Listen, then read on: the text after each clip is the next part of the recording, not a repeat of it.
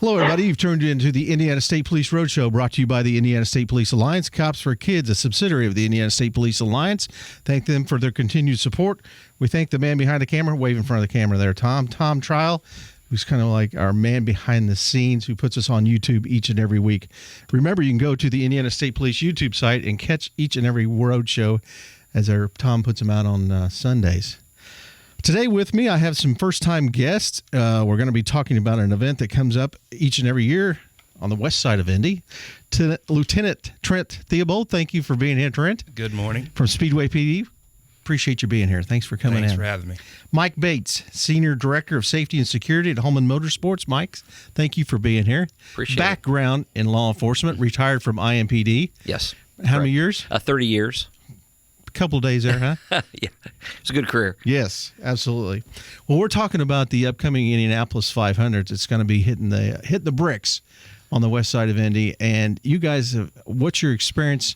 How many years you been doing this, Trent? This will be my 20th Indianapolis 500. Okay, all righty. And how many years have you been doing this? Oh gosh, probably with IMPD, I probably 15 years with it, and then this is I'm into a year and a half now, actually working for the company. So it wasn't baptism by fire by the 100th running or anything for you, was it? It was a little chaotic. I had 5 months to prepare after I retired, so you got kind of kicked back this year a little bit. But it sounds like ticket sales are way up. I mean, they're looking good this year. They are. Ticket sales are up, over 20% based on 2015 numbers. Obviously, 2016 was somewhat of an anomaly as far as the race go, being the 100th. But we're real pleased right now with the ticket sales for race day. Well, I tell you what, from my personal standpoint, when I was there, you guys done a whale of a job last year. It was amazing what you guys put into that and all the history and everything that came out in that. And it was fun to watch, and I hope this year is just as well.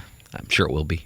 Well, let's talk a little bit what you guys are going to be doing, maybe what you want out there to the public about Speedway and what's going to happen. Road closures, what are we talking about there? The road closures are going to be about the same as they are every year. If you're a regular attendee of the Indianapolis 500, it's not just one weekend, it's a whole month. Yeah. Especially with this weekend having the Grand Prix. Right. So it's something we want to make sure that the message is, as always, leave early. But make sure you're reading the signage when you come into the town of Speedway, because there's a lot of traffic restrictions as far as parking goes. Okay. So that's something that's real important to us. We just don't want, our guests that are going to be attending the race to end up somewhere that they shouldn't, and making their experience bad because we've had to write a ticket or tow a car. So it's just very important that for all of our guests attending, make sure you're looking at the signs on the side of the road. Make sure you're parking somewhere that's where you can actually pay and get into the track nice and easy and not have to worry about any other issues. And maybe for some people that haven't been there for a while, maybe they missed last year, because I think last year, correct me if I'm wrong, was that the first year that Georgetown was closed down? I think it was with the restrictions, the way it was based is because with 16th and George now not being a thoroughfare, right? It was closed, but there was restrictions as far as what times cars can go down and with pedestrian traffic. So it definitely differently from years past, especially if you haven't been to the track in a long time. Right. It's a totally different look. Right. Absolutely. But it does work, and obviously with some of the placarded parking around that area, the signage is very good to make sure that you know where you're going. So it worked out pretty good. Absolutely. Georgetown Road typically closes at 7 a.m. race day. Okay. Just, from 25th Street south. And primarily, the majority, probably 95% of the IMS parking is sold out already this year. Wow. So, yeah, all the outside parking lots, there are a couple lots up we call Lot 1C. Right. 1A was where we park daily, folks. Those are still available, but pretty much everything else is. So it's like Lieutenant Theobald said, at some point you need to try to find some place to park if you're coming to the race, maybe in somebody's front yard, but obviously when you get to the track, if you don't have parking or you don't have placard parking to come inside, you won't be allowed inside. So it's really important to prepare. So if I've got that ticket, does that give you parking inside? No, it does not. No, you would have to have parking in addition to that. And like I said, it's pretty much sold out this year. I mean, you can go online, right. IndianapolisMotorspeedway.com, and it obviously goes into the parking and a lot of other things as far as to make your experience what we want it to be. But I'll tell you what's sold out, what's still available as far as parking. What about the roundabout come about last year? Any issues with that? Is that working out good? I tell you what, that was a lot of the questions from last year. How is this going to work with the amount of traffic? And, right. and obviously, our friends from Indiana State Police do a great job out there at that intersection. And I can tell you, I don't think that I can recall like there being any major incident or anything really that I can remember. And if it was, then I could probably tell you, I remember this one incident that we had there. But I think, as long as people, as they walk up, they take a good look at it and they understand, okay, this is how this thing has to be navigated, whether it be driving around it or even just walking across the street from it. I think it went really well. I don't think there was anything there that we can really say was a red flag. Again, thanks to the troopers that work out there every year. They do a great job of making sure people get across the street. Well, I know when I went on with Mark James, the new voice of the Indianapolis 500, and we were talking. I think it was during practice or one of the timing events during that day, and I was kind of tweeting things out, and I said, folks, it's Indianapolis, it's the month of May, turn left. It's not that hard, right? And that's what we were telling them through the roundabout. It's not that hard to get through there and keep it moving. Any special activities that you guys got coming up here prior to the race that you're going to be handling? Well, obviously today is the Grand Prix. Of course, can I say that? Well, I know it'll actually be yesterday. Oh, when this comes yesterday. out. Yesterday was the Grand Prix, and it was obviously very successful. Yes.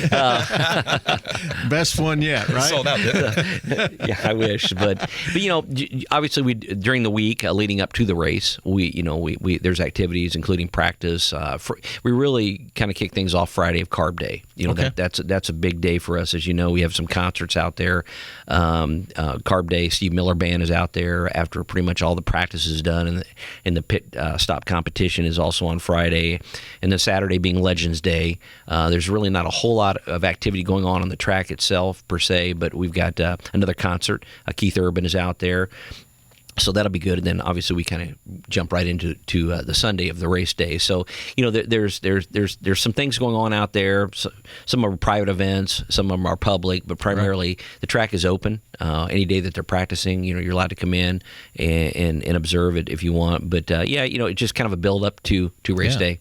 Now the concerts, if somebody comes in for race practice. And you say Carb Day. If they got a ticket for Carb Day, do they have a ticket for the concert? No. Carb Day, they're allowed. The Carb Day ticket that gets you in the general admission ticket or reserve seating will get you into the concert area. Okay. And then there is a separate ticket for the Saturday Night Legends Day. So you would have to have an admission to get in on Saturday. Like I said, not a whole lot going on Saturday necessarily, but because the 500 Festival Parade is downtown on Saturday morning, so all the drivers obviously come down for that and are in the parade, but there is a separate ticket for the Keith Urban. Okay. Well, again, you're listening to the Indiana State Police Roadshow, brought to you by the Indiana State Police Alliance. Cops for Kids, a subsidiary of the Indiana State Police Alliance. We're talking with Lieutenant Trent Theobald and Mike Bates, the Senior Director of Safety and Security at Hallman Motorsports, about the upcoming Indianapolis 500 and some of the events that are happening around town. I know, Trent, a lot of times you guys have to mess with traffic on the outside, and we do too, but what's some things that people need to know? Say, like, if they've had a golf cart, they want to ride it around town.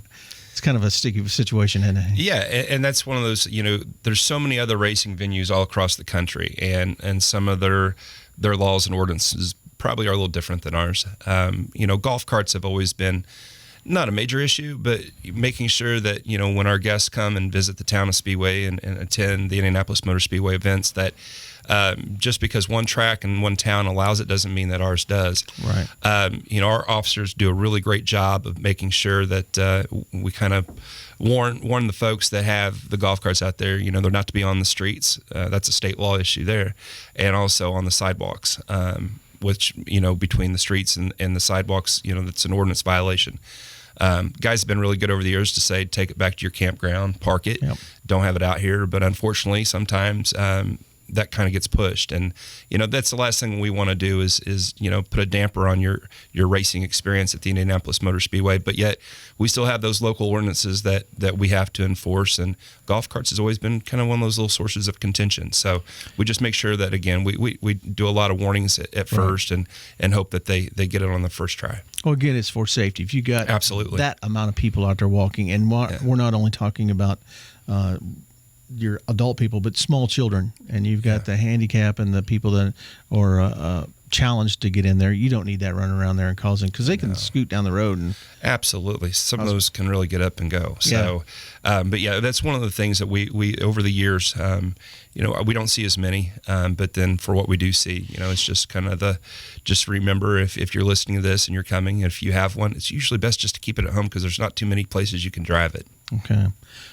We were talking a while ago about ticket sales. Mm-hmm. If somebody wanted to buy a ticket now, are they still available? And absolutely. Absolutely. The ticket office there is in the admin building at 16th and Georgetown.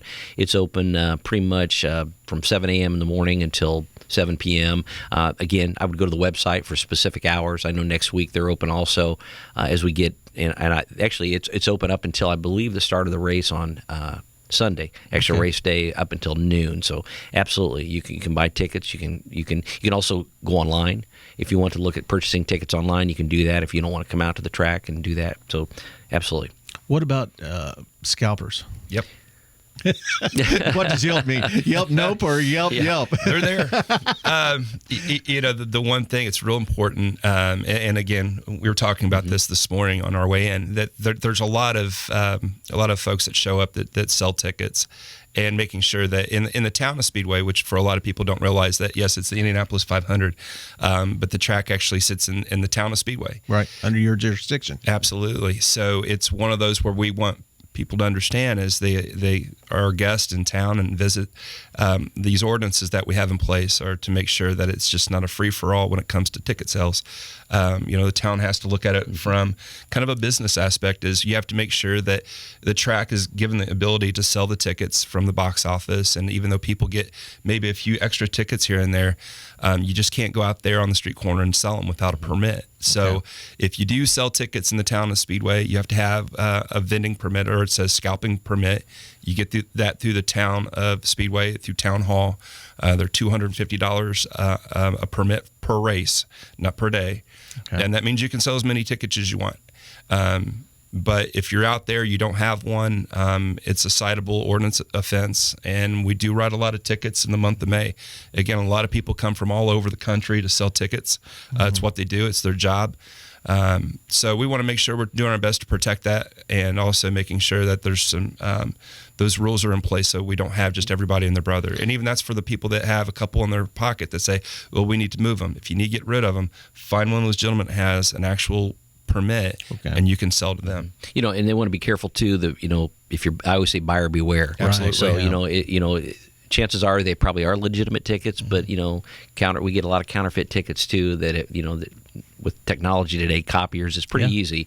So I would prefer people to go to the box office or whatever the case may be. If you feel like you need to do that's fine. I just say buyer beware. Yeah, it's probably not a worse feeling to be sitting in your seat and somebody comes down there and says, you got to go. Yeah, absolutely. And that happens. Yeah. Let's talk a little bit. We got about 2 minutes left here. What's prohibited items that you definitely don't want at the track? Well, obviously, it's, again, IndianapolisMotorspeedway.com. It lists everything that is allowed and what is not allowed as far as that goes. Our biggest issue, obviously, weapons. Knives, guns, anything like that would not be in. And people should expect at the gates, the walk-in gates, they're certainly all of their coolers, their bags, everything is going to be searched. It's going to be looked through. They're going to do a visual check of the person coming in. Certainly not going to make you take your coat off, but the point is, and that's really just ensure additional layers of safety. The coolers are a big one. 18, 14 by 14 are the largest ones. You can bring in multiple coolers as long as they fit that particular dimension. But, simple, I could run through a lot of them. Selfie sticks, things like that are not allowed. Anything. Glass bottles. Glass bottles are, in theory, they're not correct. But propane tanks. Well, we do allow propane tanks in as far as in vehicles. Okay. As far as that goes, so people want to bring in a. But if they're on a grill or something. Correct. That is allowed. Obviously, service animals are allowed, but animals are prohibited. Other than that, except for the service animals. The golf carts, it has to be there again. It's got to be through IMS in that respect. But there's, stickers, small stuff like that. Pretty much everything else is allowed. And one thing, we're running down to our last 30 seconds here, but one thing we were talking about was drones. Mm-hmm. Drones are not going to be allowed in there. Yeah. And that's because of the safety airspace. Absolutely. And the ordinance. Yep. Yeah, Speedway has an ordinance also, Rich, Good. that prohibits them. Well, guys, thanks for coming in and being our first-time guest. Hope this continues. Hope you come back absolutely. again because we Sure. got something in the fall, the airplane race we want to get on the air and That's talk about right. also. Absolutely. That'd be good. Well, again, you've been listening to the Indiana State Police Roadshow, brought to you by the Indiana State Police Alliance. Cops for Kids, subsidiary of the Indiana State Police Alliance. Lieutenant Trent Theobald from Speedway Police Department. Mike Bates, Senior Director of Safety, Security, and Home and Motorsports. Thanks for being here, guys. Have a safe race. Thanks, Rich. Thank you very too. much. Roadshow out.